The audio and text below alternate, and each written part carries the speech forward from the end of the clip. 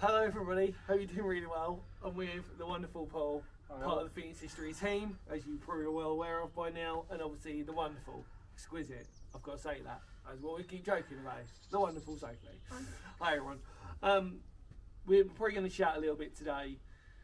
Long story short, we're not fussing about, we have been given the rarest of rarest opportunities today to record something that has only ever been documented officially once before. Today we are going to document it via YouTube, and we have had exclusive permission by the owner, and we just want to say a massive thank you already. We'll constantly be saying thank you on this video, and we're all a little bit nervous because this one is probably one of the most sketchiest ones to do. We'll explain it later. Please don't, let's share the love on this one, please. It's taken a long time to sort out and prepare for, and we really feel we're quite confident about it. Anybody else want to say anything? Final words? Let's just do it. Let's just do it. So yeah, we'll see you on the other side. I'm going to talk about the history of it, and then we'll crack on. Right, see you later, guys. Right, come on.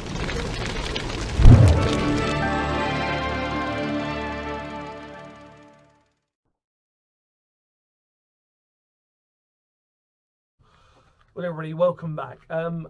It's very rare that, and I'm very privileged on this channel to have a lot of opportunities to explore places that have either never been explored before or extremely rare to explore.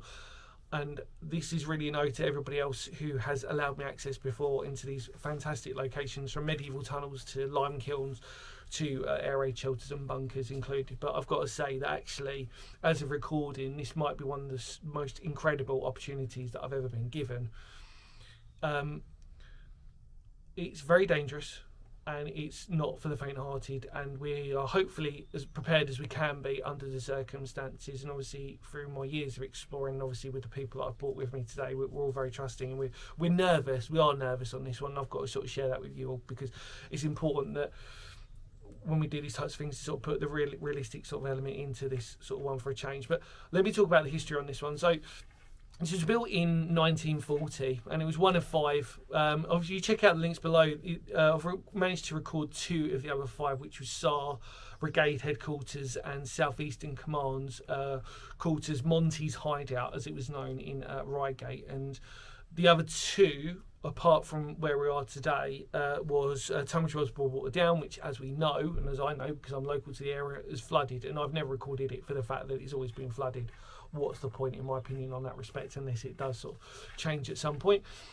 And the other one, I think, was Dover, which is, I think, under the castle on that one from memory. In this instance, this is what was referred to as Canterbury Battle Headquarters, or actually, even more importantly, for its title, which we're going to talk about, was Canterbury Fortress. It was built in the late 1940s, and this was similar to the building construction over at Reigate. The same people built this one, which was built by the 171st Tunnelling Company of the Royal Engineers. And it's roughly 14 metres below ground. There originally would have been 2 sort of separate entrances. Obviously, we're going down into one. There was also a recess for I think it was like generator or something like that. Don't quote me on that from memory. And what was really interesting was that there would have had these 2 corridor tunnels going in, and then they would have been interconnected by 3 sort of tunnels in between it. Now today we don't know the condition. The last visit that was recorded, obviously by Kent Underground Research Group, was done about over 10 years ago, I think now. So we don't know what to expect on this.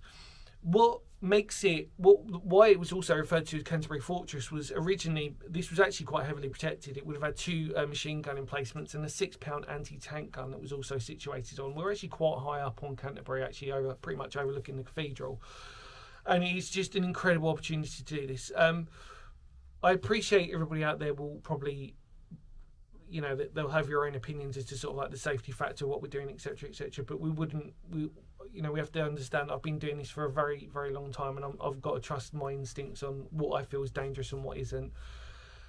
And anything that we record today really will be a vital piece of evidence, because it has collapsed. We know that whatever we record today will be a vital piece of evidence for the historical documentation of this site and the importance of it, because like Reigate's one out of the 5, should we just sort of say, this one is also gone down in mythos as the fact that this shouldn't actually exist anymore for most people in a sort of like a sort of way. And also Reigate's one shouldn't, because that was demolished. The entrances were demolished and they were sealed up, and like I said, we had opportunity to sort of do that. I think that's pretty much all I want to talk about. The rest of it we'll speak about when we go down. And like I said, it's 14 metres down. It's not actually the steepest one that you can actually go into. Reigate's one, again, is an exception because you actually go into it. Every other one, you actually walk down a set of steps. Basically, they are literally like a deep shelter. And if you watch my channel, we've done a few deep shelters on this channel. Fair few now. But this one, without question, on pretty much the channel as a recording, this might be the rarest opportunity and rarest thing we've actually ever done, because we're showing you all. Please understand as well the respect to the owners, who are wonderful people. We've had a wonderful time chatting to them and conversing with them already, and they're genuinely really wonderful human beings, and we're very grateful to have the opportunity. So without further ado, I think we should go down and see what we can find. Let's do it.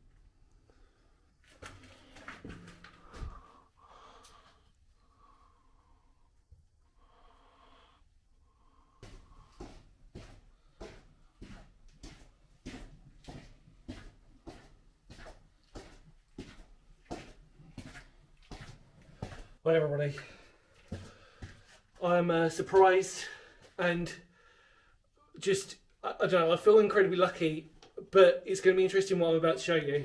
So, it's completely done in now.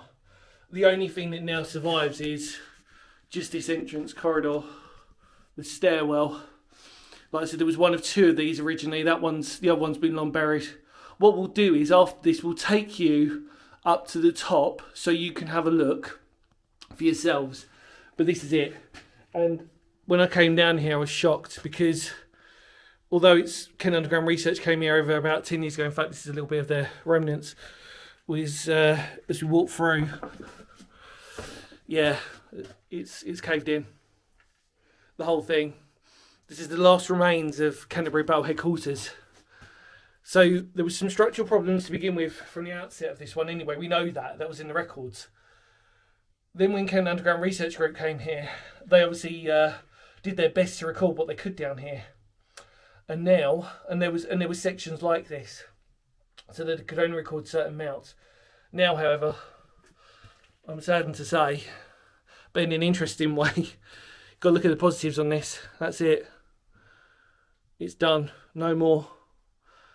In theory, you could dig that out, but it wouldn't be recommended. This has got, for the fact that where we're lying on top of, even if you manage to get through this part, there are sections and sections of this that are going to be like this, because when Kent Underground Research Group had a look before, it was dangerous enough as it was, where there were sections of it that had gone. To note this is all that's here now is sad. So we have to document what is here. There is a wooden door frame of some sort. It's hard to really recognise it. We've just got to decorate. We've got to document it like I said, as best as possible. And you've still got what is very familiar with our deep shelters, this beautiful corrugated framework, and it is, I mean, like I said, structurally sound you'd assume, but where it's built on, it just had problems in the get-go, and now it's just obviously got worse. So what we're going to do is we're going to report this to the owners anyway, because they haven't been down here in a very long time. So yeah, this is the original entrance. Again, some of you would note this. Like I said, if you check out Sarre's Battle Headquarters and Reigate's one that I've done, these will look very familiar to you. In fact, even you could argue Dover's deep shelters that I've recorded as well. Depending on how familiar you are on my channel, you can check them out. But unfortunately, this is it, everyone. This is and you can see where it's actually starting to bulbous again out there as well. That's going to come through at some point as well. Like I said, we'll take you upstairs. We'll take you up to the top so you get an idea. But well, that is sad. We're expecting to get through some sections today, but to actually note that you can't get through any of them at all now. We're looking at one of the original doors. Beautiful shuttering system, which is now completely rusted. Although, oh no, actually look. Oh, see, look, this place is surprising me even now. And a little keyhole you can look through. There's two there. The idea is that these would be obviously lifted up and you'd be shut inside. And if we can look from the outside, remarkable how we've got to take for granted what we've got here, everyone. This is what it's saying. There's a letter B on there. I don't know if that's relevant. We know, like I said, there was only two ways to get in. This was obviously one of them. And there's some corrugated sections. The other thing is that, ironically, even though it's very, very dry down here, the two original drains on either side of this, obviously if there was water coming down from the steps, it could be drained away. However, that's fine here. But as we can see going in, no, not even. Nothing was enough here to stop this from coming through. Wow. I've got to say, everybody, it's been an incredible opportunity to document this now. And to actually say that this is finally out there for everyone. On a very sad note, considering the state it was in before. It was pretty poor to begin with, but now it's completely gone. And I just don't think that there'll be any more left to talk about on this now. We gave you the history lesson. I think what we need to do now is head back up and we'll look from the top, and that's pretty much it, everybody. But yeah, sad times, but also still a massive privilege to do this. And it's answered a lot more questions. So, yeah, let's do it.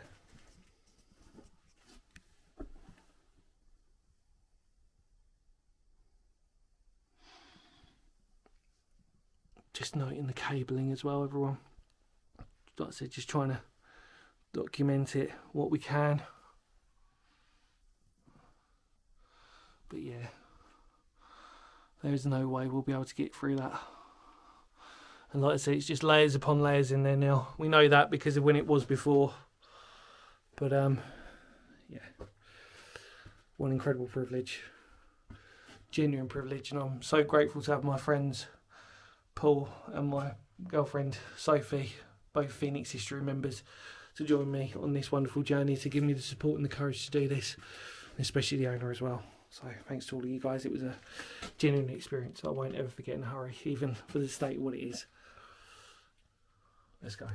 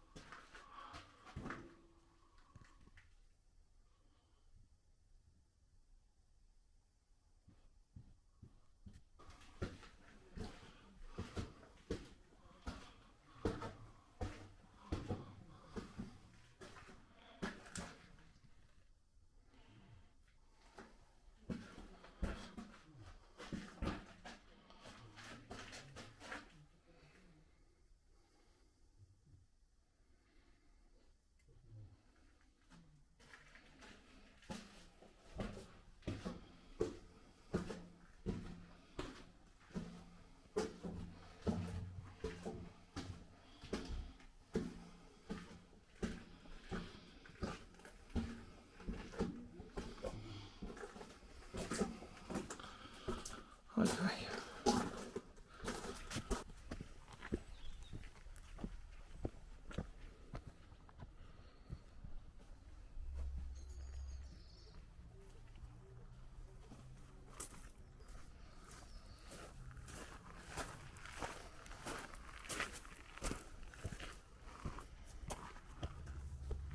Okay, everybody. So we've made it out now, and obviously we're coming to the end of this video. And like I said, we're so lucky. We just had to chat with the owners. Again, we'll show you what they found in a minute. So stay tuned for that, because everything we're showing you today, I think, is really cool.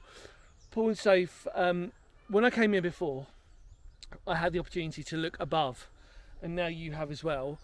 What we're going to show you now is basically where it's actually. We assume that. And I was told by the gardener that where it's caved in, basically from the original cave in, not from where we now see it today. So in other words, if we'd gone in, the last time that when Kent Underground Research Group had gone in, there was sections of it that had been caved in. We were pretty sure that this was part of it. So come with us. If you guys can come and sort of show some sort of example, if that's okay, to put in the scale of what we're looking at.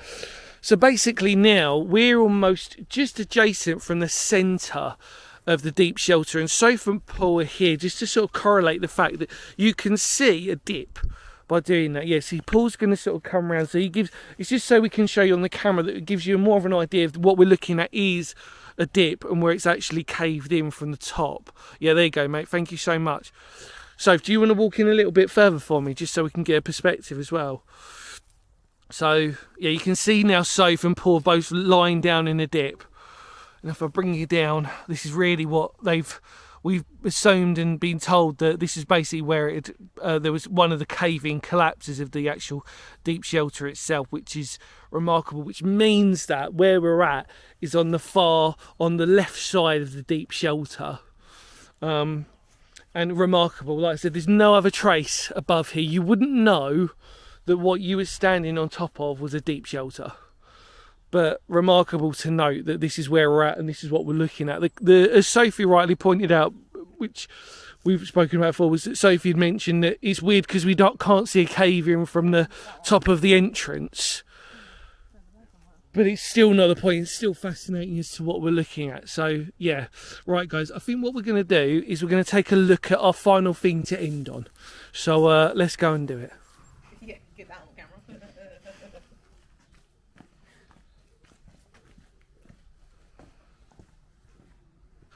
So welcome back, everybody. This is the final real bit that we wanted to talk about. We're very lucky from the owners who have basically, the story was that they'd managed to collect these glass bottles which tell a fascinating story about Canterbury life, really.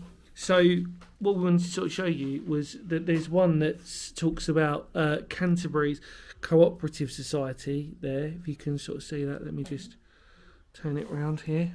You can see that. There you go. Canterbury Co-op Society. And then in the back, pasteurised milk. Hope that's going to come out on the camera, everybody. Apologies, it's not the easiest thing to film glass. I'm not not my remit. And then these are various different bottles that they'd found whilst re-landscaping up the top, wasn't it? I think that was everybody. We assume this is like some little medicine cup or something.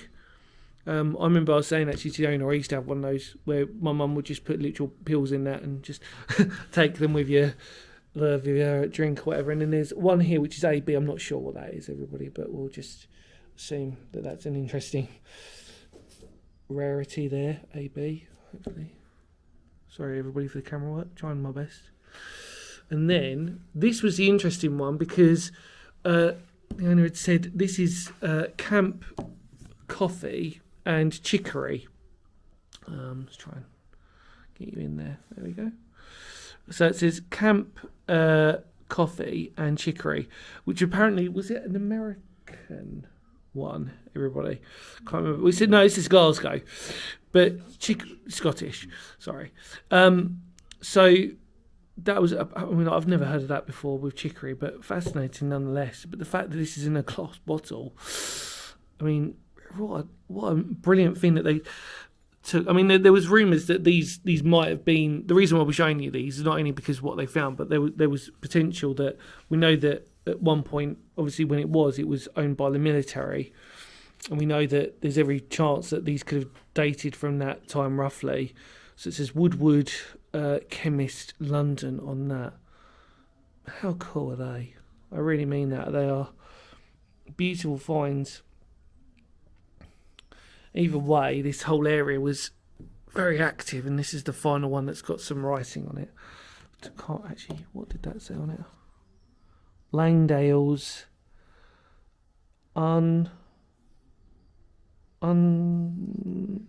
concentrated medicine essence of cinnamon. Everybody, hopefully my camera's going to focus enough again. Apologies if not. But yeah, so there you go. You take your essence of cinnamon for your medicine. Remarkable. So grateful to have these. Just sort of show you them from a beautiful perspective.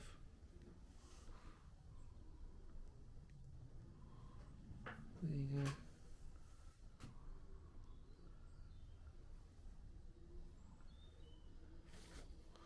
Well, everyone, we'll just say our final goodbyes now. Well, everybody. Wow. Wow, oh wow, oh wow. We've just been spoilt today, I think, on multiple ways. We've seen the top, we've seen some beautiful archaeological evidence to support it, and we've also been down and visited what is remaining. Now, obviously, my thoughts and feelings on this are just, we can now safely say that's it. We know that what we've seen there now will never be probably seen again by most people. We know that the owners, we've informed the owners, and obviously they respect the fact that it's too dangerous at all anyway to even re-excavate that because of the fannet sand that's in there. It's just too, and obviously, as we said before, that the engineers, when they were building it, were very, very well aware that this wasn't the most ideal of sites to sort of build on. And like I said, it was when Kent Underground came here before, they'd obviously had the opportunity to record just about enough, and even they struggled from the report. And now what we can safely say is that's it. We will probably be, we're very privileged and we're very lucky to have the opportunity. Over to you guys, because you guys haven't actually done much talking, so No. for a change. Paul, we'll start with you, mate. What are your thoughts? Oh yeah, it's just phenomenal. It's a really grand piece of history, and thank you for letting us come and have a look at it. And well done, Dan, for documenting it for the last time. Yeah. Yeah, I think that's the poignant part. I think it's hatch Dan forever. Yeah. Yeah, thank you. Yeah, Soph?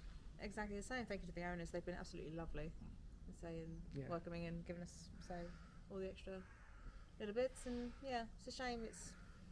Is how it is, but it's documented, so you got the opportunity. So it's something that we know that we were very excited by. I had the opportunity a while back. This is a story that I've told these guys before, and it'll probably be a personal story to me, but I did visit this before. I did have the opportunity to document it at the time. I don't think I'm really missing out on the fact that I missed out that there was any difference between the correlation between that. The fact that we've now got to do it, it's kind of strange for me, because it's when I get these opportunities, I get a little bit emotional, as I sort of said to you guys. And actually, I was a bit emotional when I was down there, because I knew the moment my foot landed on the first step and I was safe, I was like, this is it now. Whatever is whatever.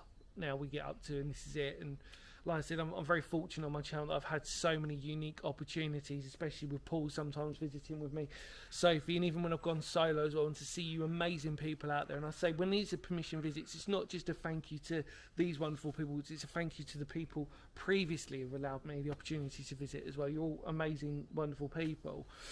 That's it. I mean, this is it. We've all been privileged. We're all going to come away from this and go, even though it wasn't the biggest piece of history it could have been, but what's left is just a remarkable piece of evidence for history, and hopefully all of you lot out there can respect that and can show as much love as possible. Paul has got an Instagram page, you should check that out. Sophie's also got an Instagram page, and if you aren't aware already, Paul is obviously a part of the Phoenix History team, and obviously he will be visiting with us on a few here's and there's. Sophie's obviously a consistent and obviously a great documentarian in herself, as we know. Thank you to both of you. As I said before, if it wasn't for these two joining me, I wouldn't have had the confidence to do so on my own. It would have been too dangerous anyway, I think, let's be honest. Yeah. So thank you to both of those two. Honestly, I really means a lot to me for both of you. And again, I'm going to be emotional when I start filming this, because it's a rare opportunity. All these sort of combined. We've been spoilt. In the immortal words of Phoenix history, because history matters, we're not going to argue that, are we? No. We ain't going to argue that phrase of how important it is today on this one.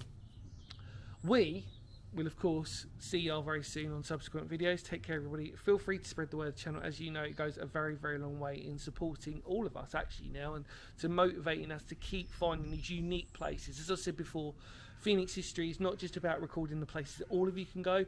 It's also about documenting the places that most of you can't.